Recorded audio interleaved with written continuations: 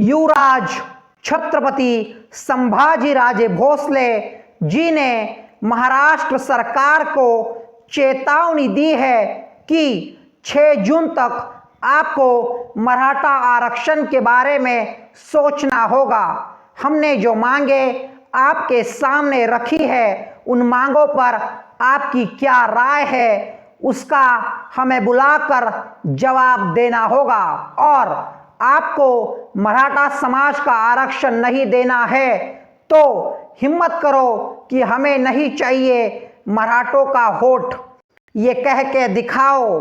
2 दिन के लिए विधानसभा सत्र बुलाओ और मराठा समाज के भलाई के लिए चर्चा करो, ना कि आपस में झगड़े करो। नमस्कार दोस्तों, छत्रपति संभाजी राजे भोसले कोल्हापुर के गद्दी पर आज की स्थिति में बैठे हुए एक शानदार राजा है, क्योंकि जिस प्रकार से उन्होंने मराठा आरक्षण के लिए एक परिपक्व भूमिका ली है, उसके लिए उनकी तारीफ मराठा समाज ने तो करनी ही चाहिए, लेकिन उनके साथ खड़े रहने की कोशिश पूरी तरीके से हर एक मराठा समाज के व्यक्ति को करनी चाहिए। छत्रपति संभाजीराजे भोसले वही विरासत चलाते हैं जिस विरासत की स्थापना छत्रपति शिवाजीराजे भोसले जी ने की थी। छत्रपति संभाजीराजे वही विरासत चला रहे हैं जिस विरासत को एक अलग पहचान देने का काम छत्रपति शाहू महाराज जी ने किया, जिन्होंने बहुजनों को आरक्षण दिया था अपने स्टेट कोल्हापुर के भीतर। तो उसी तरीके से उसी मार्ग पर चलने की कोशिश कर रहे हैं युवराज छत्रपति संभाजीराजे भोसले। कुछ मराठी युवा ये भी कह रहे हैं कि इतिहास में हम सुपुत्र संभाजीराजे भोसले जी को बचाने में असफल रहे, लेकिन हमें जो वर्तमान में संभाजी राजे हैं उनका साथ देना होगा। और मुझे लगता है जो मांग लेकर और जो रवैया रखकर संभाजी राजे भोसले कार्य कर रहे हैं, उसकी सराहना तो होनी ही चाहिए, लेकिन एक राजा का कर्तव्य क्या होता है, उस कर्तव्य को बखूबी निभाने का काम छत्रपति संभाजी राजे भोसले वर्तमान स्थिति में कर रहे हैं।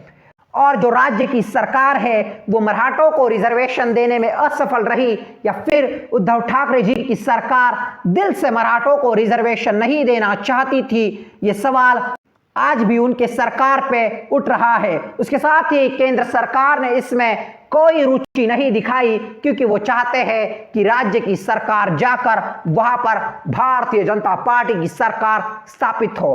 तो आगे का मार्ग क्या है? अब 6 जून तक का समय संभाजीराजे भोसले जी ने राज्य शासन को दे रखा है।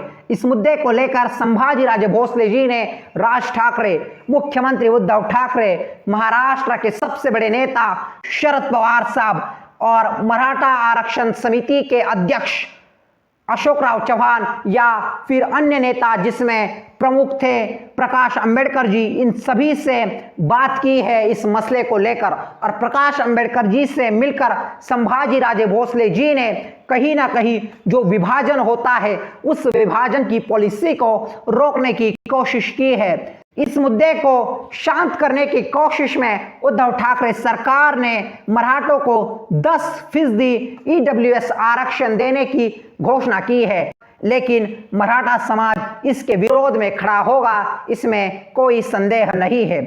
राज्य शासन के सामने ऑप्शंस तो 2 है, उसमें पहला ऑप्शन है रिव्यू पिटीशन, और रिव्यू पिटीशन राज्य शासन मराठा आरक्षण के लिए दायर करे, ये मांग रखी है संभाजीराजे भोसले जी ने उद्धव ठाकरे सरकार के सामने। और दूसरा ऑप्शन है क्यूरेटिव पिटीशन, अर्थात सुधार याचिका दायर कर मराठी समाज को आरक्षण देने की कोशिश करना।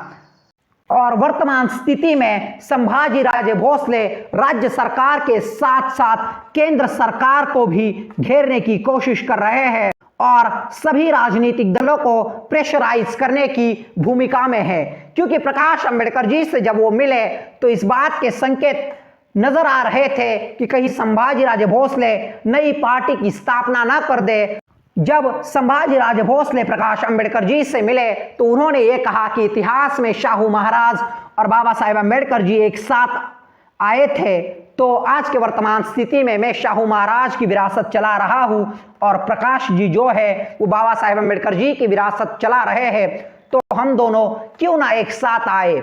तो इससे कुछ अलग ही संकेत महाराष्ट्र की सियासत में नजर आ रहे हैं। यदि संभाजी राजे भोसले नई पार्टी निकालते हैं और वो प्रकाश अंबेडकर जी के साथ हाथ मिलाते हैं तो महाराष्ट्र की राजनीति पूरी तरीके से बदलने की संभावना हमें नजर आ रही है।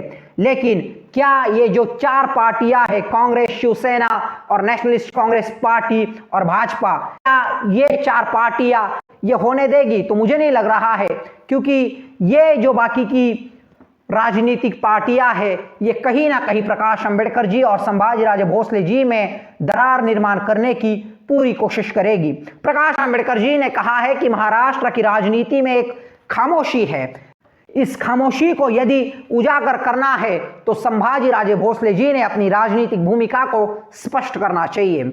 लेकिन यह आगे की बात है। मराठा आरक्षण का फिलहाल क्या होगा? तो मुझे लग रहा है कि 6 जून तक महाराष्ट्र की सरकार, उद्धव ठाकरे जी की सरकार रिव्यू पिटीशन जरूर कोर्ट में दायर करेगी, क्योंकि उन पर अब काफी ज्यादा प्रेशर निर्माण हो रहा है। यदि 6 जून तक हमारे मसले की सुनवाई राज्य सरकार नहीं करती है तो मैं संभाजी राजे भोसले मराठा समाज के लिए सबसे आगे रहूंगा और रायगढ़ जो छत्रपति शासन की राजधानी है उसी से हम ऐलान कर देंगे कि हमारी आने वाली भूमिका क्या होगी। संभाजी राजे भोसले जी ने यह कहा है कि यदि 6 जून के बाद मराठा समाज के मसले पर कुछ नहीं होता है तो मैं जनता को आंदोलन में शामिल होने के लिए नहीं कहूंगा। तो उसके साथ ही जो राज्यसभा सांसद है, लोकसभा सांसद है, मंत्री है, विधायक है, इन लोगों को कहीं ना कहीं मेरा साथ देना होगा। और संभाजी राजे भोसले उस वक्त ये नहीं देखेगा कि कोरोना है या कुछ और है। उन्होंने ये भी कहा है यदि आपको मराठा समाज को रिजर्वेशन नहीं देना है तो आप लोग हिम्मत करो और विधानसभा में ये कह दो कि हमें मराठों को आरक्षण नहीं देना है, फिर हमें क्या करना है ये हम देख लेंगे।